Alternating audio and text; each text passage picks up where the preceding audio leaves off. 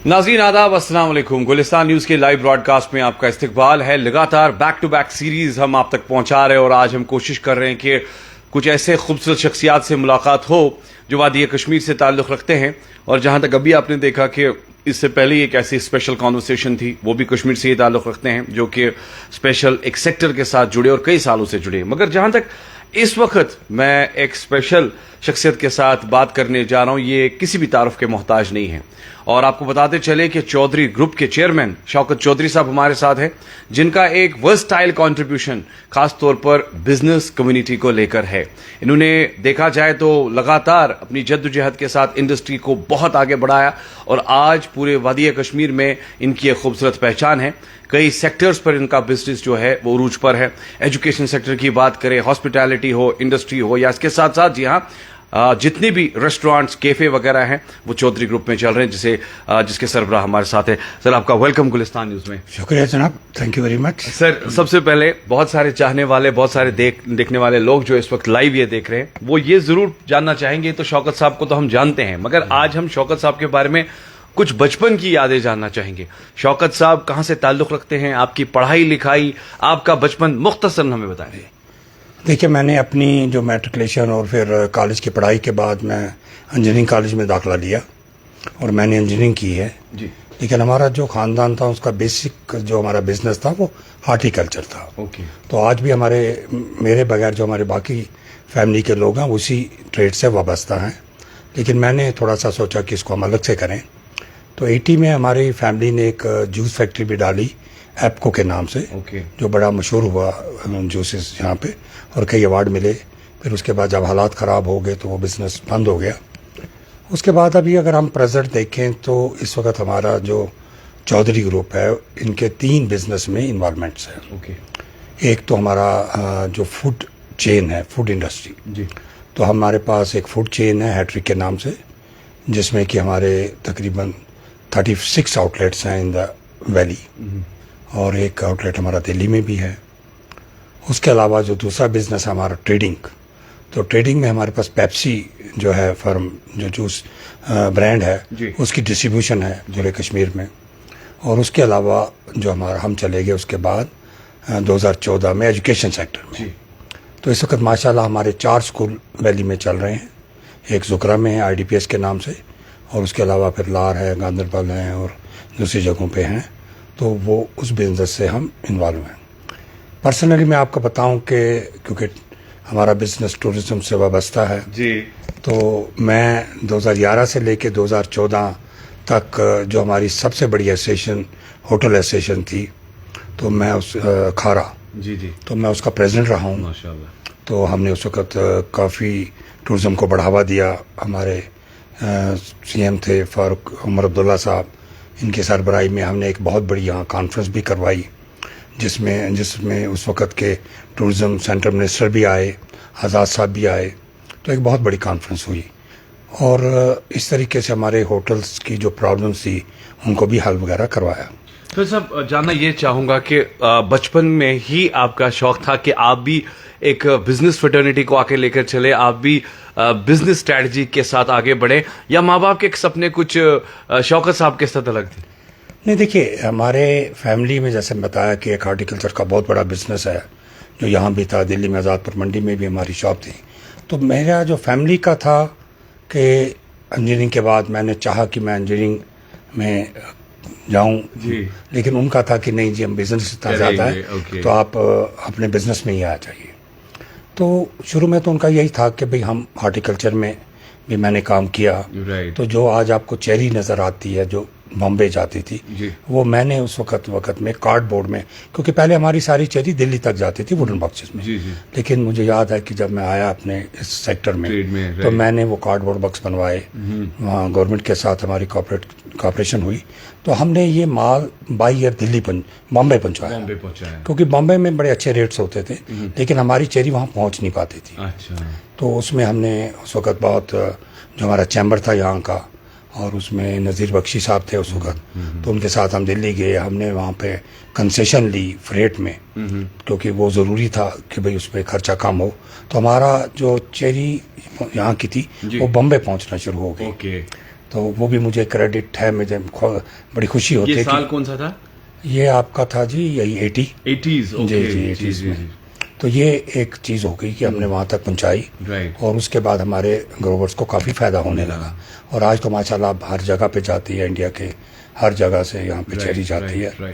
तो इस तरीके की अचीवमेंट्स मैंने, और लेकिन मेरा शुरू से ही एक था माइंड जो सेटअप था कि मैं कोई नई चीज़ करूँ। एग्जैक्टली मेरा यही सवाल था कि बिजनेस के साथ साथ जो बिजनेस बैकग्राउंड था उसकी तो छाप है, मगर क्या शौकत साहब कुछ अलग इनोवेशन के साथ, कुछ नई टेक्निक के साथ, कुछ नए आइडियाज के साथ, थॉट्स के साथ कुछ नया करना चाहते थे? बिल्कुल बिल्कुल। देखिए उसके बाद मैंने सोचा कि यहाँ हमारे जो कश्मीर में आपने देखा कि यहाँ बेकरी को बहुत लाइक किया जाता है। राइट।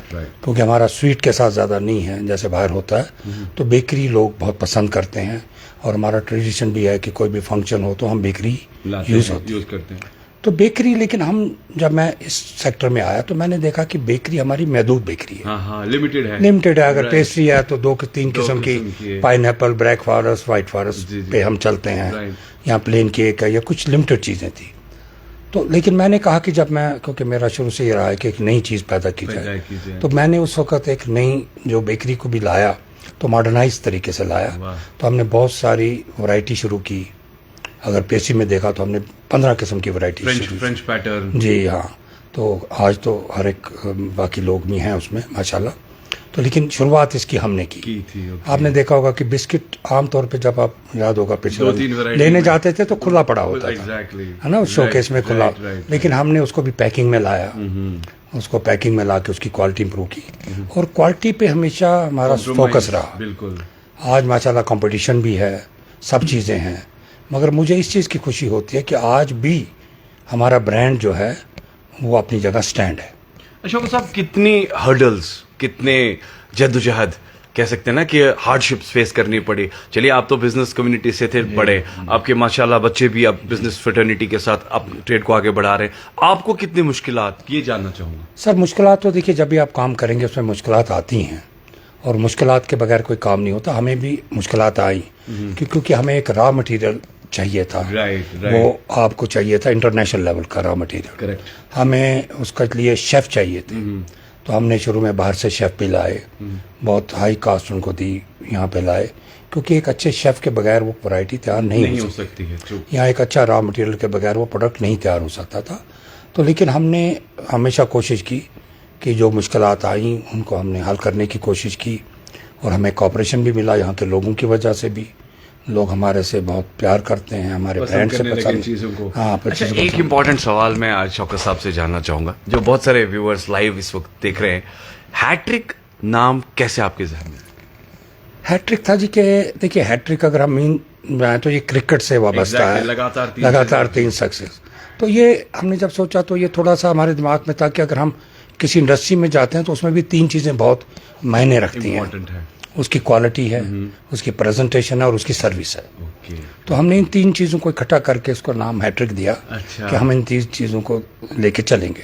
तो हमने सर्विस पे भी बहुत तवज्जो दी, अपनी जो इसकी प्रेजेंटेशन थी, पैकिंग्स, वो मुझे लगता है कि आज जो इतनी बेहतरीन पैकिंग बाकी लोग भी कर रहे हैं, लेकिन इसकी शुरुआत हमने की। जानना ये चाहूँगा कि कारवां बनता चला, लोग जुड़ते रहे। आपने जब शुरुआत की तब कितने लोग, और आज कंपनी को लेकर बात करें तो मैन पावर कितना स्टैंड? सच, जब हमने शुरुआत की फूड इंडस्ट्री में अगर हम देखें तो हमारे पास गिने चुने 20-25 लोग होते थे। आज माशाल्लाह हमारी उसी फूड इंडस्ट्री में ही 200 से ज़्यादा लोग काम कर रहे हैं। और हमारा जो चौधरी ग्रुप है इसमें तकरीबन 400 लोग वाबस्ता हैं, जो डायरेक्ट वाबस्ता हैं, जिनको रोज़गार हमारे से मिलता है और अपना घर-बार वो चलाते हैं। उसमें चाहे हम फ्रेंचाइजी को ले लें, हमारे सेल्समैन को ले लें, ड्राइवर ले लें, क्योंकि एक पूरा एक सिस्टम होता है। अपार्ट फ्रॉम बिजनेस, कभी आपने सोसाइटी के लिए सोशल वर्क्स कुछ सोचे? देखिए अभी जैसे हमारा स्कूल है, राइट। तो हमने स्कूल बड़ा हाई स्टैंडर्ड का बनाया। नेचुरली जब आप एक हाई स्टैंडर्ड स्कूल बनाएंगे उसकी फ़ीस भी ज़्यादा होगी, लेकिन क्योंकि हमारी जितनी भी ये जगह थी बुज़ुर्गों की तरफ से थी, तो उसमें हमने एक ट्रस्ट बनाया। अच्छा। मेरे वालिद साहब के नाम पे, रहीम ट्रस्ट। तो आज भी हम उसमें जो हमारी होती है एडमिशन, तो 10% हम उन बच्चों को देते हैं जो कि वो नहीं ले सकते, एफर्ट नहीं कर सकते, उनको दिया जाता है। दूसरा है कि बहुत सारी चीज़ें देखिए ऐसे होती हैं जो हम कर रहे हैं, करना चाहते हैं, क्योंकि हमारे इस्लाम में भी है कि आपने मदद करनी है, तो मुझे नहीं लगता मुझे वो चीज़ें जाहिर करनी चाहिए। मैं ये जानना चाहूंगा कि हाँ, अभी देखिए हमारे पास जब हमारा ये सिस्टम जो चल रहा है तो उसमें कई लोग जिन्होंने हमारे साथ मेहनत की, राइट, तो मैं सर आपको बताऊं कि ठीक है सबको ऊपर जाना है, तो कईयों की वफात भी हुई, एब्सोल्युटली जी, कुछ अच्छे काम, जी जी, लेकिन उन्होंने हमारे साथ इतना काम किया था, तो आप यकीन करें कि हमने उनकी फैमिली को पहले साल में फुल सैलरी, ओके, और उसके बाद हमने 50% सैलरी आज तक चालू है, माशाल्लाह, तो हम उनके घर में 50% सैलरी पहुंचाते हैं। माशाल्लाह, ग्रेट इनिशिएटिव। अच्छा, अब मैं थोड़ा सा कभी मन सियासत की तरफ गया कि सियासत भी करूं, पॉलिटिक्स में आऊं? नहीं, मेरा कभी भी सियासत के साथ, कई सारे बिजनेसमैन होते हैं ना जो चाहते हैं कि सियासत में भी, नहीं, मेरा कभी भी सियासत के साथ नहीं रहा कि मुझे सियासत करनी चाहिए। हालांकि एक दो बार ऑफर्स आई, अप्रोच हुआ, लेकिन मैंने कहा नहीं सर, मैं बिजनेस ही करना चाहता हूँ, तो मैं बिजनेस ही करूँगा। तो मेरा कहते हैं ना, शौक होना चाहिए आपको। आपके बच्चे माशाल्लाह पढ़े लिखे, होनहार, समझदार, उसके बाद अब वो भी आपके बिजनेस को आगे बढ़ा रहे हैं, तो दिली चाहत थी कि मेरे बच्चे इस काम को आगे बढ़ाएं, कि ये चाहत थी कि बच्चों को डॉक्टर, इंजीनियर, पायलट, साइंटिस्ट? नहीं, मेरा तो कोई ऐसा, देखिए मैंने, अगर मेरे वालिदैन ने मुझे इंजीनियरिंग पढ़ाई, मगर मैं समझता हूँ वो बेकार हो गई ना। अगर मेरे बदले किसी और को सीट मिल गई होती तो शायद वो इंजीनियरिंग कर रहा होता। तो मैंने अपने बच्चों को शुरू से ही कहा कि आपको बिजनेस में आना है, आप वही पढ़ाई करें जो बिजनेस रिलेटेड है, और बिजनेस में आए। तो मेरा बड़ा बेटा जो है वो, देखिए, और बच्चों का अपना एक इंटरेस्ट होता है, तो बड़ा बेटा जो बाबर है वो इस वक्त मेरी बिजनेस में है। जो बीच वाला बेटा है उसको बिजनेस के साथ इंटरेस्ट नहीं था, तो ही इज इन यूके में है, वो जॉब कर रहा है। माशाल्लाह। अब छोटा बेटे ने भी 12th पास किया है, तो वो भी अब आहिस्ता आहिस्ता बिजनेस में आ रहा है। राइट। अच्छा, ये जानना चाहेंगे एज होटलियर, आप होटलियर भी हैं, अभी आप फूड इंडस्ट्री के साथ भी है, टूरिज्म के साथ भी आपकी वाबस्तगी है, सिचुएशनली उतार चढ़ाव आए, आपने हर एक स्टेज यहाँ देखा, हार्डशिप्स देखे, अभी जो इस वक्त सिचुएशन है आपने देखा कि एक मेजर फॉल डाउन चल रहा है, कैसे आप इस वक्त इस इंडस्ट्री को देख रहे हैं, स्टेक होल्डर्स को देख रहे हैं, ट्रेड को देख रहे हैं, ट्रेडर्स को देख रहे हैं? सर देखिए, मैंने ये चीज़ देखी, कश्मीर में हम खुश भी बहुत जल्दी हो जाते हैं और परेशान भी बहुत हो जाते हैं। ऐसा कुछ नहीं है, ये एक टेम्परेरी फेस है। ऐसे फेस हमने बहुत सारे देखे हैं और इनको सहा है। तो मैं अपने अपने भाइयों को जो हमारे हैं, कि हमें घबराना नहीं चाहिए, हमारे जो स्टाफ है उनको छुट्टी नहीं करनी चाहिए। हमने किया है 2-2.5 साल बहुत अच्छा काम किया है, बहुत टूरिस्ट आए हैं, पिछले 4 महीने से भी यहाँ एक अच्छा फ्लो था, और ये महीना रहेगा, 1.5 महीना रहेगा, फिर ठीक हो जाएगा। तो हमें इस वक्त एक खुदा पे भरोसा रखना चाहिए और एफर्ट्स करने चाहिए। और लगता है मुझे कि हमारी जितने भी हमारे होटलियर क्लब है, मुश्ताक साहब हैं, या हमारी दूसरी एसोसिएशन है, हमारी अपनी जो एसोसिएशन है जखारा, वो भी इसके लिए काम कर रही है। तो इंशाल्लाह ताला और महीने में ये चीज़ें ठीक हो जाएंगी। आपको लगता है कि एक बड़ा इंपॉर्टेंट स्टैंड लेना ज़रूरी है? फॉर एग्जांपल, लोकल मार्केट भी एक मार्केट है। देखिए, वही मैंने परसों से जो अपने एसोसिएशन हैं और होटलियर्स हमारे अच्छे हैं, तो आपने देखा होगा कि बाहर जो अब चीज़ें चेंज हो रही हैं। एक हमारे साथ आता है फॉरेन टूरिस्ट, एक लोकल, एक आता है नेशनल टूरिस्ट, और एक लोकल होता है। तो हमने कहा था, हम ये सजेशन देना चाहेंगे कि आप लोकल टूरिस्ट को प्रमोट करें। इस वक्त रेट स्टेट वे उनके लिए 50% कम कर दें। बिल्कुल, बहुत सारे लोग फैमिली के साथ जाना चाहते हैं, लेकिन हाई रेट वो अफोर्ड नहीं कर पाते। तो वो मेरे ख्याल में एक बेस्ट स्टेप होगा कि अगर हम उनको 50% कंसेशन दे दें और भी बेनिफिट्स दे दें खाने वाने में, ताकि एक लोकल टूरिस्ट आना शुरू हो गया तो हमारे लिए आने वाले वक्त में भी एक ऐड हो जाएगा टूरिज्म। राइट। तो अभी जिस तरीके से आप अपने काम को आगे बढ़ा रहे हैं शौकत साहब, एक लंबा करियर और एक जद्दोजहद, क्या मैसेज देंगे आप यूथ को, यंगस्टर्स को, एंटरप्रेन्योर्स को जो फूड इंडस्ट्री में, ट्रेड में, होटल में, इस इंडस्ट्री में आना चाहते हैं? क्योंकि सरकारियां नौकरियां नहीं है। आपने भी जब शुरू किया तो आपने भी हर्डल्स, हार्डशिप्स देखे। शुरुआत क्या जरूरी है कि फाइनेंशियल बैकग्राउंड स्ट्रांग हो तभी काम होगा? नहीं, ऐसा नहीं है। देखिए, आपने कोई भी काम करना है ना, अब कश्मीर की मैं बात करूंगा, हमारे यहाँ पे उतना कंपटीशन नहीं है जितना बाहर है। अगर आप दिल्ली में कोई बिजनेस शुरू करना चाहें, बहुत कंपटीशन है, यहाँ किसी भी बड़े शहर में। यहाँ आप छोटे से काम कर सकते हैं, मगर 2 चीज़ें करनी है। पहले, एक तो बिजनेस में ईमानदारी, क्वालिटी, ईमानदारी से ही बनेगी। Very true. और आप अपना देखें और अगर हम कभी समझते ना कि हम एकदम ऊपर चले जाएं, वो आपके लिए नुकसानदेह हो जाता है। आपको पहला स्टेप, फिर दूसरा स्टेप, फिर तीसरा स्टेप है। देखिए अभी हमारी इंडस्ट्री कोशिश कर रही है कि हमारे जो बच्चे हैं जी, उनको, जो हमारे पास काम नहीं भी करते, उनको रोजगार दिया जाए। राइट। तो हमने खास तौर पे बच्चियों के लिए एक ऑफर निकाली है कि वो आए हमारे पास, हम उनको ट्रेन करेंगे। ओके। ट्रेन करने के बाद वो अपने घरों में बैठें, राइट। हम कुछ इंस्ट्रूमेंट भी जो छोटे मोटे चाहिए हम उनको लेके देंगे। फिर वो जो प्रोडक्ट बनाएं, क्योंकि आपने प्रोडक्शन कर ली, सीख लिया, प्रोडक्ट बना लिया, कोई ज़्यादा मुश्किल काम नहीं है ये चीज़। जी, जी। आप महीने में सीख जाते हैं। जी। उसके बाद वो प्रोडक्ट भी आप हमको दे दें, हम उसको परचेज करेंगे और खरीदेंगे। यानी फूड इंडस्ट्री को लेकर आप जी, बात फूड कर रहे हैं। इंडस्ट्री को लेकर यानी बात हम करें। ये मान के चले के छोटे से पैमाने से भी शुरू किया जा सकता है। हाँ, उसके बाद दूसरा आइए अब एजुकेशन में। जी। अब एजुकेशन में जैसे हम स्कूल हमारे चल रहे हैं, जी। IDPS is international brand. जी। अब लेकिन उसके लिए हमने इस साल से शुरू किया कि हमने कहा कि हम फीडर स्कूल बनाएं। ओके।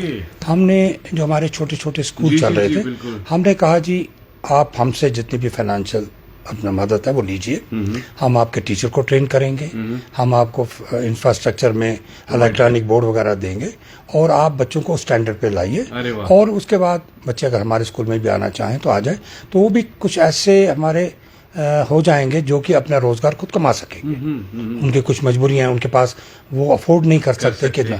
अच्छा आप देखिए उन फीडर स्कूल के जो बच्चे होते हैं जी। उनको हम सैटरडे को बड़े स्कूल में लाते हैं ओके। और वो वहाँ पे अपना पूरा दिन गुजारते हैं उनको और बात हमारी कर चीज़ों जाते को इस्तेमाल करते क्या हैं, बात है, हमारे क्या स्विमिंग पूल को, हमारे दूसरी चीज़ों को, हमारे एक्टिविटी रूम्स को, लैब को। जी, तो हम चाहते हैं और उसमें हम उनसे कोई पैसा नहीं नहीं लेते लेते हैं। सर, बल्कि यहीं से कुछ खर्च करते बहुत होंगे। खूबसूरत, बहुत तो ऐसे खूबसूरत। अच्छी यानी ये मान के चले तो ये तो खिदमत खलक है और साथ ही साथ अल्लाह की रजा के लिए ये चीजें हो रही है। बहुत खूबसूरत। अच्छा, एक बड़ा इंपॉर्टेंट सवाल आपसे भी मैं पूछना चाहूंगा जिंदगी से मुतल्लिक, आप अपनी लाइफ से खुश हैं, मुतमईन हैं? सर मुतमईन है। देखिए इंसान तो फितरत में कभी मुतमईन नहीं होता है, अच्छा। ये तो एक फितरत रही है इंसान जी, की। जी।